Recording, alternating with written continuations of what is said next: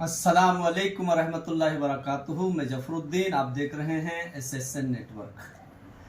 आज हम लोग पहुंचे हैं गांव कोट में, और कोट में भी वो शख्सियत के पास हम पहुंचे हैं जो किसी परिचय का मोहताज नहीं है। कौन है वो हम अभी आप लोगों को उनसे रूबरू भी करवाएंगे, जो इतने फेमस हैं कि जिक्रियों के लिए कि अधिकतर जो है कि मेवात ही नहीं पूरे हिंदुस्तान के अंदर जो है जिनको लोग देखते हैं, और जिनकी जिक्री जो इतनी जबरदस्त फेमस होती है कि जहां भी जब जिक्री करते हैं तो बच्चे, छोटे छोटे बच्चे भी अपने मोबाइलों को लेकर अलग बैठ जाते हैं।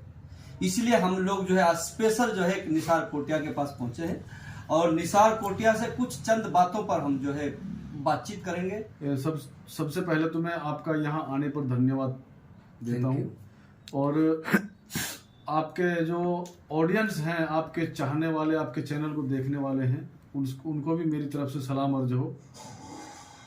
और जो अभी अभी आपने कहा कि कोट और बहन की लड़ाई का जो एक मैटर है, उसको कहीं भी लड़ाई बच्चों की हो तो उसमें कह देते हैं लोग कि कोट बहन की से लड़ाई जी हो रही है जी। तो ये आपकी बात देखो ठीक है, लोग कह देते हैं, मगर कोट और बहन की जो लड़ाई है ना, वो उसको ऐसे ही नहीं कहा जाता। कोई कह देता है ना तो उसको ऐसे ही नहीं कहा जाता, उसमें राज है भाई। लड़ाई है, लड़ाई तो एक दूसरे की पता नहीं किस किस वजह से लड़ाई हो जाती है जी। तो यहाँ कोट और बहन की जो लड़ाई कभी हुई थी वो अंग्रेजों के जमाने में लड़ाई हुई थी जी। तो वो अंग्रेजों के जमाने में जो लड़ाई हुई थी, ये भी देखो, मैंने भी ये सारी बातें बड़े बूढ़ों से ही मिलकर और उनसे बात करके उनसे ये हासिल की है। नहीं, मुझे क्या पता मेरी कितनी उम्र है। जी जी। तो बताया जाता है कि जो अंग्रेज के टाइम में लड़ाई हुई उसमें बहन और कोट की जो लड़ाई वो आमना सामना हुआ, और जैसे जिस तरह उसकी उस टाइम की लड़ाई थी, कोई लाठी से, फरसा, तलवार, जिस तरह की भी बंदूक से वगैरह से तो वो लड़ाई हुई, उसमें दोनों तरफ से जान माल का नुकसान हुआ। तो उसमें कुछ लोग तो अपने यहाँ कोट गांव के जैसे आसपास के गांव थे उनके मारे गए जी। और कुछ उसमें जो बहन गांव के मानपुर पहाड़ी जैसे हुए अपने वो गांव लगते हैं उनके, तो जब लड़ाई हुई तो उसमें दोनों तरफ से जाने माल जान गई जी। तो उसमें जब अंग्रेज को पता चला, अंग्रेजी हुकूमत को, कि भाई वहां पे लड़ाई हुई है, और ऐसा भी मैंने सुना है कि यहाँ अफसर मौजूद थे जी। लड़ाई वक्त जिस टाइम लड़ाई हो रही थी, उनसे झगड़ा रुका नहीं, मौजूद थे अफसर जी।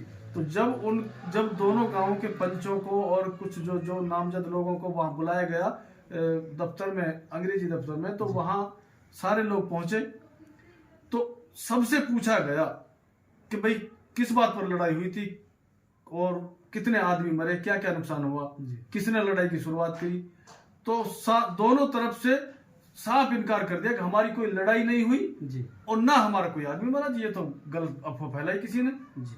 अफसर ने कहा कि मैंने खुद देखा नहीं जी, आपको कोई सपना देखा होगा आपने, हमारी लड़ाई ना हुई जी। तो वहां पेश होने से पहले दोनों गांव के जो जिम्मेदार पंच थे उस टाइम, ये दादा दूधे खां और इधर राधेलाल बहन का जो पंच था वो राधेलाल तो सीनियर पंच था उस टाइम, और कुछ और जो सहयोगी पंचों ने मिलकर जो मीटिंग की थी उसमें ये कहा था कि भाई जो मरने वाले तो मर गए, लेकिन जो अब हमारे मौजूद भाई हैं अगर उनको बचाना है तो इस लड़ाई को नजरअंदाज करो और इसको बिल्कुल आगे इसकी हवा मत उड़ने दो इस लड़ाई की।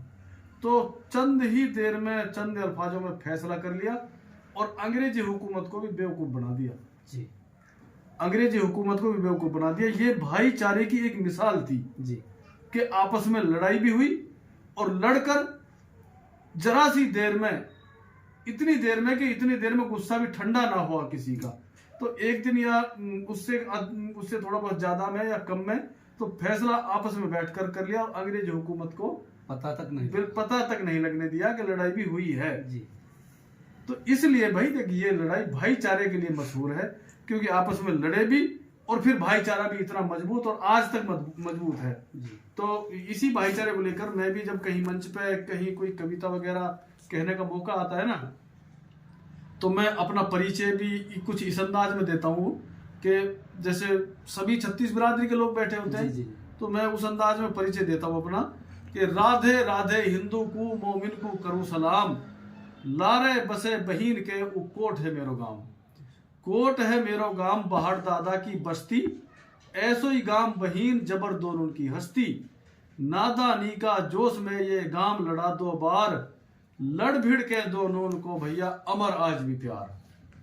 तो ये चीज एक इसी के हिसाब से मैंने ये 6 लाइनें जोड़ी है कि हमारा जो भाईचारा है वो आज भी उसी तरह है, और जिस टाइम लड़ाई हुई थी उसके दूसरे दिन भी उतना ही मजबूत था जितना पहले से चला रहा था। अच्छा निसार भाई, जो है कि ये जो मे और मुसलमान में क्या फर्क है, इसको लेके आप क्या कहेंगे? इस पे भी 2 बात आप जो है जरूर बताएं हमारे ऑडियंस के लिए कि लोगों को ज्यादातर इन चीजों के बारे में हर आदमी को नॉलेज नहीं होती, इसलिए जानना चाहेंगे। ऐसा है जफरुद्दीन भाई, आपने जो सवाल कर दिया ये कुछ मैं मानता हूँ कि अलग तरह का सवाल है। कुछ लोग अलग कुछ फील करेंगे कि यार हम मेव हैं यार, हम तो यार फिर मुसलमान अलग तरह के हो गए, मेव अलग तरह के हो गए। मेरा कहने का मतलब वो नहीं है कि मेव मुसलमान नहीं है, मुसलमान है, लेकिन जो कुछ अंदाजा है, जैसे कुछ लोग कह देते हैं भाई एक बार हुआ था ना वो जो ये, हाँ उस टाइम की बात है जब बाबरी मस्जिद पे झगड़ा शुरू हुआ था ना सन 1992 में। तो हमारे यहाँ एक हमारे ताऊ लगते थे, हमारे पड़ोसी वहीद जी, हमारे बिल्कुल पारिवारिक संबंध थे उनसे और बिल्कुल खास पड़ोसी भी थे। तो वो कहते थे भैया क्या करें भाई, कहा करा इन मेवन ने भैया मुसलमान भी मरवा दिए। अच्छा, उन्होंने कहते हैं यार ये कहा कह रहा। तो वहाँ की बात ऐसी चली।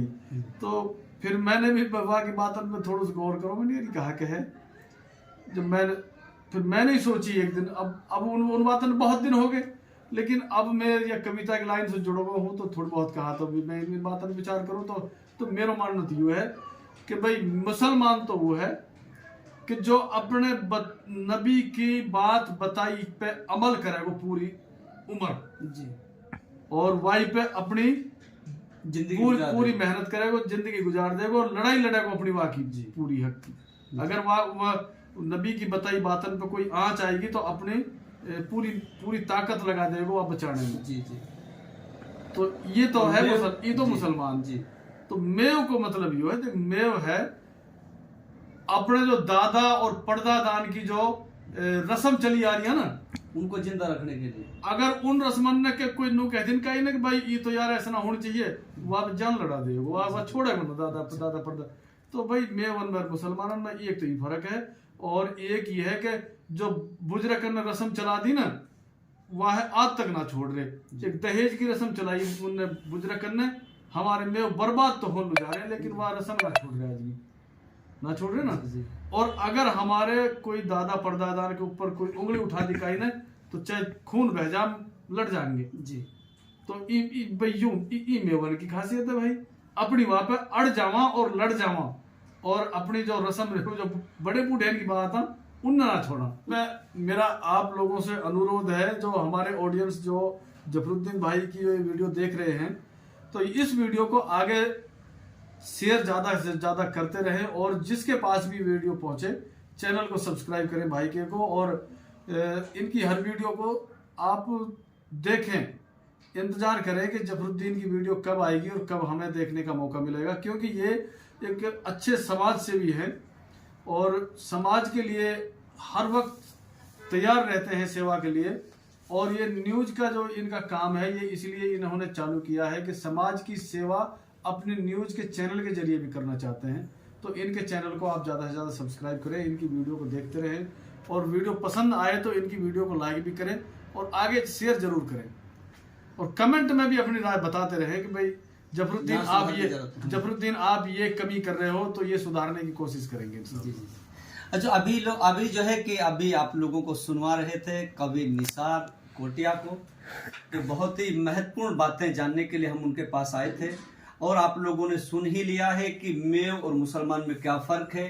कुछ मोटी मोटी बातें उन लोगों ने बताई हैं, और जो कोर्ट और बहीन का झगड़े का जो मामला है वो भी आप लोगों ने जो मोटा मोटा सुन ही लिया है कि ये वो लोग हैं कि अंग्रेजों के वक्त अंग्रेजों को इन लोगों ने बेवकूफ बना के जो एक आपस में लड़ भी लिए, और सेकंडों में अपना समाधान करके, और अंग्रेजों तो को ये पता नहीं लगने दिया कि हमारा भी कोई जान माल की हानि हुई है, इन लोगों को सब्र कर लिया। इसलिए उस दिन से लेकर आज तक इन लोगों का भाईचारा बना हुआ है। और आज भी इसकी मिसालें इसलिए दी जाती है, लोग समझने में कमी कर रहे थे, लेकिन अब आप लोगों को समझ में आ गया होगा कि किस लिए लोग कहते हैं कोट बहिन किसी। इसके लिए जो है आप लोग हमारे साथ जुड़े रहिए और इसी तरीके से फिर हम आपको ऐसे महत्वपूर्ण व्यक्तियों से मिलाते रहेंगे। देखते रहिए SSN न्यूज़ नेटवर्क।